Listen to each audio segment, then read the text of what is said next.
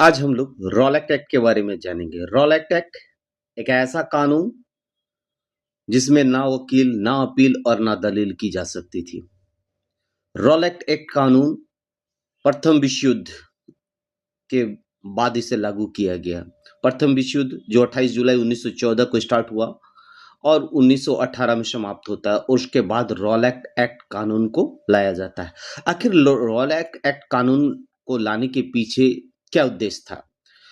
क्योंकि भारत उस समय तक जागरूक हो चुका था और जगह-जगह राष्ट्रवाद की लहर प्रबल हो रही थी, और राष्ट्रवाद की लहर जो प्रबल हो रही थी, जिसमें स्वतंत्रता सेनानियों को आगे आने पर मजबूर कर रहे थे और भारत को स्वतंत्र कराने का लगातार प्रयास चल रहा था।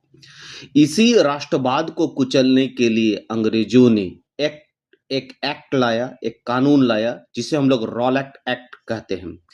रॉलेट एक्ट एक ऐसा कानून था, इस कानून के तहत बिना वारंट के किसी भी व्यक्ति को गिरफ्तार किया जा सकता था और उसे जेल में डाल दिया जा सकता। 2 साल तक उसे कैद में रखा जा सकता था बिना मुकदमा चलाए।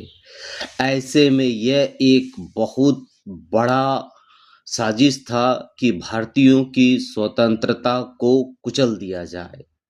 लेकिन जब यह बिल पास हो रहा था तो इसका पूरा विरोध किया गया, पूरे भारत में विरोध किया गया, और उस समय जो विधान परिषद में कार्यरत मदन मोहन मालवीय, मजरूल हक, मोहम्मद अली जिन्ना, इन सभी ने परिषद से इस्तीफा दे दिया और इस एक्ट को काला कानून कहा, ब्लैक एक्ट कहा गया। गांधी जी ने भी इस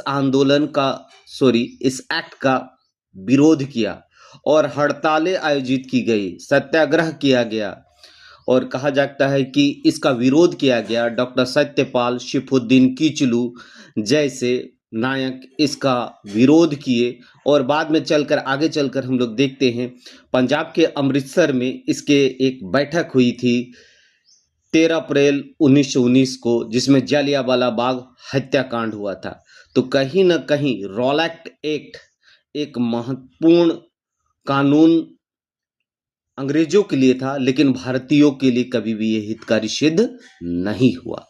थैंक यू।